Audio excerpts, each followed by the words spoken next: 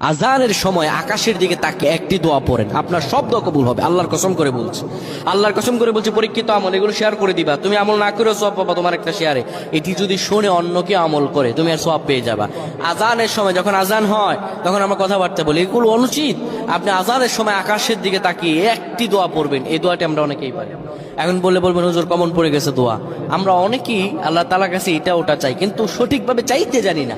সঠিকভাবে কোনো ব্যক্তি যদি চায় আমার আল্লাহ তাকে দয়া করবেন। আল্লাহ বলেন, বান্দা উদউনি আস্তাজিব লাকুম, আমার কাছে চাও আমি আল্লাহ সব দিয়ে দিব। সুবহানাল্লাহ।